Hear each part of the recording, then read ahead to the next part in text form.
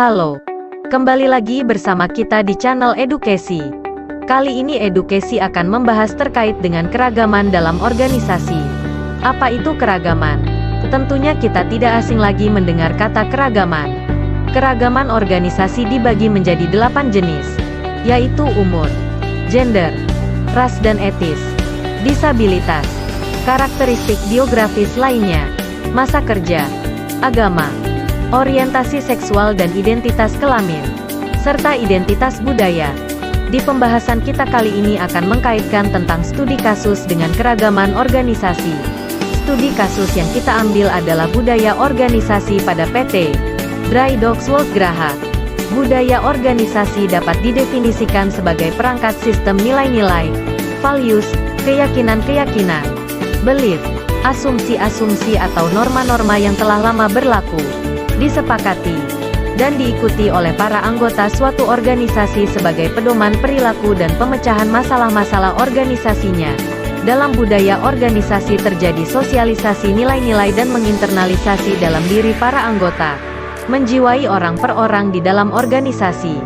Dengan demikian, maka budaya organisasi merupakan jiwa organisasi dan jiwa para anggota organisasi. Hillman, DKK dalam Sutrisno 2015. Menurut Skein, 2010, definisi budaya organisasi adalah sebagai berikut. Organizational culture can be defined as a pattern of shared basic assumptions learned by a group as it solved its problem of external adaptation and internal integration, which has worked well enough to be considered valid and therefore to be taught to new members as the correct way to perceive, think and feel in relation to those problems. Docks World Graha adalah sebuah perusahaan galangan kapal penanaman modal luar negeri berlokasi di Pulau Batam, Indonesia, dengan investor dari Uni Emirat Arab. Perusahaan ini mempekerjakan tidak kurang dari 10.000 orang pekerja lokal, Indonesia, dan asing, dengan status kekaryawanan tetap, kontrak, dan outsource. Pekerja asing dalam perusahaan tersebut berjumlah sekitar 300 orang, berasal dari India, Bangladesh, Myanmar, Vietnam, Filipina, Malaysia, Singapura dan Belanda. Pada umumnya pekerja asing ini menduduki jabatan penting tertentu, minimal mandor, dengan bawahan pekerja lokal Indonesia.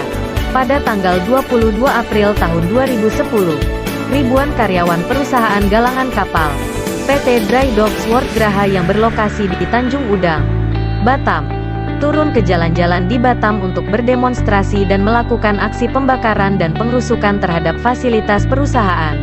Media memberitakan paling tidak 9 orang terluka dan puluhan mobil dibakar. Penyebab utama kasus. Ada tiga hal yang menjadi penyebab utama dari timbulnya kasus ini. Pertama, terjadinya diskriminasi yang sangat besar di PT Dry Docks ini, berupa perbedaan fasilitas dan gaji antara tenaga kerja Indonesia dan tenaga kerja asing. Seperti disebutkan dalam bagian sebelumnya, bahwa tenaga kerja Indonesia di perusahaan ini bahkan harus menyisihkan sebagian dari gajinya untuk melengkapi alat-alat keselamatan kerja, sesuatu hal yang seharusnya bukan menjadi bagian tanggung jawab karyawan. Hal ini diperburuk dengan perbedaan yang cukup besar dalam hal angka gaji tenaga kerja Indonesia, bila dibandingkan dengan angka gaji tenaga kerja asing dalam suatu posisi pekerjaan yang sama. Di samping itu, sebagian besar tenaga kerja Indonesia merupakan tenaga alih daya atau outsourcing yang mempunyai posisi tawar sangat rendah terhadap pemotongan gaji bertingkat dari perusahaan subkontraktornya. Kedua, sebagian besar posisi-posisi kunci dalam perusahaan didominasi oleh tenaga kerja asing. Mandor, penyelia, dan manajer lini banyak dijabat oleh tenaga kerja asing, sementara tenaga kerja Indonesia dalam posisi sebagai pesuruh, tukang, staf, teknisi dan posisi bawahan lainnya. Hal ini, terlepas dari unsur skill, akademis serta pengalaman kerja tenaga kerja, telah menciptakan sebuah situasi eksklusivisme yang kontras. Apalagi tenaga kerja asing lebih suka berkumpul dengan kelompoknya dibanding bersosialisasi dengan kelompok tenaga kerja Indonesia, walaupun kelompok tersebut adalah bagian dari tim kerjanya. Ketiga, PT Bridox tidak menerapkan Undang-Undang Ketenagakerjaan No 13/2003 terutama pada pasal 45 ayat 1 huruf A dan B. Dalam pasal tersebut, pasal 45 ayat 1 huruf A, telah diatur bahwa pemberi tenaga kerja asing, perusahaan, wajib menunjuk tenaga kerja Indonesia sebagai tenaga pendamping untuk alih teknologi dan alih keahlian. Sementara pasal 45 ayat 1 huruf B, menyebutkan, pemberi tenaga kerja asing wajib melaksanakan pendidikan dan pelatihan kerja bagi tenaga kerja Indonesia sesuai dengan kualifikasi jabatan yang diduduki tenaga kerja asing tersebut. Di PT Bridox World Graha ini, tenaga kerja asing tidak didampingi asisten lokal. Kalaupun didampingi, tenaga kerja asing tidak melakukan alih teknologi apapun. Keadaan ini membuktikan bahwa pihak manajemen yang mewakili Auner mempunyai kebijakan yang bertentangan dengan hukum yang berlaku di Indonesia dengan alasannya sendiri, dan diduga dalam rangka melindungi kepentingan investasinya. Dalam konteks dan pemahaman terhadap manajemen, dapat disimpulkan bahwa ada dua aspek yang perlu mendapatkan perhatian serta beberapa tindakan yang diperlukan untuk mengelola keragaman dalam sebuah organisasi atau perusahaan agar konsekuensi yang bersifat disfungsional dapat dieliminir dan mengurangi konflik horizontal vertikal seperti yang terjadi pada kasus PT Bridox ini. Sekian.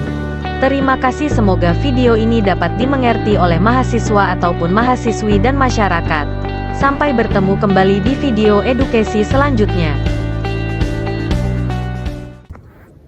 Halo, perkenalkan nama aku Ainur Rahimah dengan NIM 21103133320007. Aku berasal dari Universitas Lambung Mangkurat dengan jurusan S1 Akuntansi. Di sini aku mau jelasin terkait contoh kasus keberagaman dalam organisasi, nilai-nilai kepribadian, konsep diri, dan juga nilai-nilai lintas budaya. Selamat menyaksikan!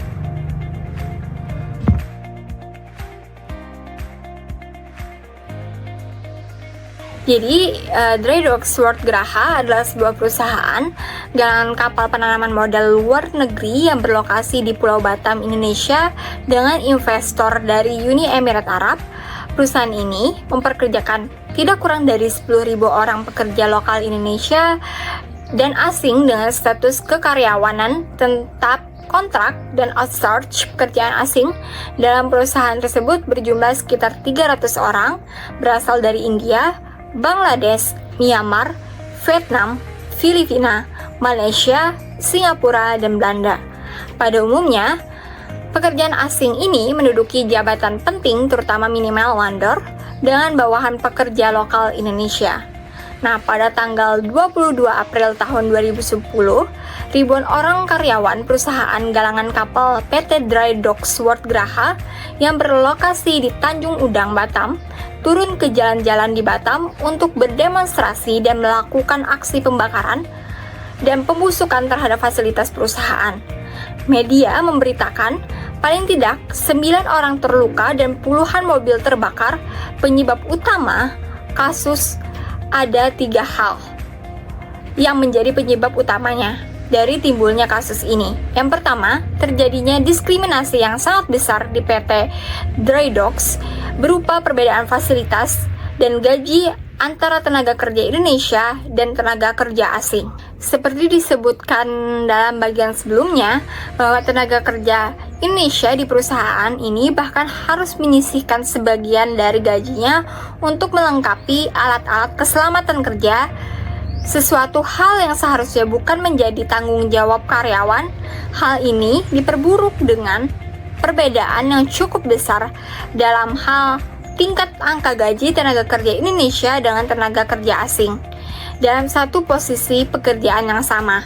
Di samping itu, sebagian besar tenaga kerja Indonesia merupakan tenaga ahli daya atau outsourcing yang mempunyai posisi tawar yang sangat rendah terhadap pemotongan gaji bertingkat dari perusahaan subkontraknya. Yang kedua, sebagian besar posisi-posisi kunci dalam perusahaan didominasi oleh tenaga kerja asing seperti mandor personalia dan manajer lini. Banyak dijabat oleh tenaga kerja asing, sementara tenaga kerja Indonesia dalam posisi sebagai pesuruh tukang staf teknisi, dan posisi-posisi bawahan lainnya. Hal ini terlepas dari unsur skill akademis serta pengalaman kerja tenaga kerja yang telah menciptakan sebuah situasi eksklusif, sistem yang kontras, apalagi tenaga kerja asing lebih suka berkumpul dengan kelompoknya dibandingkan bersosialisasi dengan kelompok tenaga kerja Indonesia. Walaupun kelompok tersebut adalah bagian dari tim kerjanya. Nah, ketiga, PT Britdox tidak menerapkan Undang-Undang Ketenagakerjaan Nomor 13 Tahun 2003 terutama pada pasal 45 ayat 1 huruf A dan B. Dalam pasal tersebut, pasal 45 ayat 1 huruf A telah diatur bahwa pemberi tenaga kerja asing, perusahaan wajib menunjuk tenaga kerja Indonesia sebagai tenaga pendamping untuk ahli teknologi dan ahli keahlian sementara. Pasal 45 ayat 1 huruf B menyatakan pemberi tenaga kerja asing wajib melaksanakan pendidikan dan pelatihan bagi tenaga kerja Indonesia sesuai dengan kualifikasi jabatan yang diduduki tenaga kerja asing tersebut. Di PT Drydox World Graha ini, tenaga kerja asing tidak didampingi asisten lokal. Kalaupun didampingi, tenaga kerja asing tidak melakukan ahli teknologi apapun.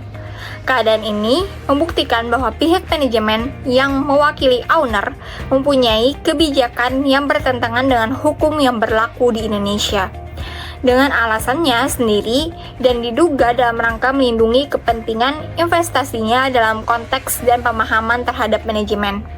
Dapat disimpulkan bahwa ada dua aspek yang perlu mendapatkan perhatian serta beberapa tindakan yang diperlukan untuk mengelola keragaman dalam sebuah organisasi atau perusahaan agar konsekuensi yang bersifat disfungsional dapat diminimalisir dan mengurangi konflik horizontal dan vertikal seperti yang terjadi pada kasus PT Drydox ini.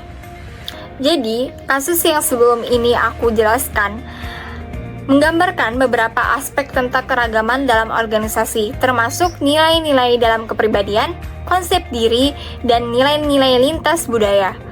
Jadi, analisis terkait aspek-aspek itu yang pertama adalah diskriminasi dan kesenjangan gaji. Kasus ini mencerminkan perbedaan perlakuan dan kompensasi antara tenaga kerja lokal dan tenaga kerja asing di PT Drydox World Graha. Hal ini mencerminkan nilai-nilai dalam kepribadian dan konsep diri yang mungkin dimiliki oleh individu dan kelompok dalam organisasi. Kesenjangan gaji dan perlakuan yang tidak adil dapat mencerminkan ketidakpuasan dan ketidaksetaraan di antara anggota tim. Kedua, perbedaan budaya dan sosialisasi. Kasus juga mencatat bahwa tenaga kerja asing cenderung lebih suka berkumpul dengan rekan-rekan mereka daripada bersosialisasi dengan tenaga kerja lokal yang ada di Indonesia. Ini mencerminkan perbedaan nilai-nilai lintas budaya di antar anggota tim dan juga antar anggota yang ada di perusahaan itu. Perbedaan budaya bisa mempengaruhi cara orang berkomunikasi, berinteraksi, dan melakukan pekerjaan bersama. Yang ketiga adalah pelanggaran hukum dan kebijakan. PT Drydox World Graha disebutkan tidak mematuhi aturan Undang-Undang Ketenagakerjaan Indonesia, terutama dalam hal penggunaan tenaga kerja asing. Ini mencerminkan perbedaan nilai-nilai perusahaan dan nilai-nilai hukum yang berlaku. Perusahaan harusnya mematuhi regulasi yang ada di Indonesia, bukannya malah melanggar peraturan yang ada di negara ini. Baik, itu tadi yang dapat aku sampaikan terkait contoh kasus keberagaman dalam organisasi, nilai-nilai kepribadian, konsep diri, dan nilai-nilai lintas budaya. Semoga apa yang aku sampaikan dapat bermanfaat bagi kalian semua, dan mohon maaf apabila terdapat kekurangan di dalam videonya. See you guys, jangan lupa nyalain notifikasinya ya. Untuk mengelola keberagaman dalam organisasi seperti PT Drydox World Graha, langkah-langkah berikut dapat diterapkan. Yang pertama, pelaksanaan kebijakan yang adil. Perusahaan seharusnya menjalankan kebijakan yang adil dalam hal kompensasi, fasilitas, dan perlakuan terhadap semua karyawan. tanpa memandang asal negara atau budaya mereka. Yang kedua, pelatihan kebudayaan dan komunikasi. Perusahaan dapat memberikan pelatihan untuk memahami dan menghormati perbedaan budaya, serta meningkatkan kemampuan komunikasi lintas budaya di antar anggota tim. Yang ketiga, pendampingan tenaga kerja asing. Mengikutsertakan asisten lokal atau mengharuskan tenaga kerja asing untuk berbagi pengetahuan dan keterampilan dengan tenaga kerja lokal dapat memantau dan membantu meminimalkan ketidaksetaraan dan menghormati undang-undang ketenagakerjaan. Yang terakhir, yang keempat, yaitu pematuhan terhadap regulasi.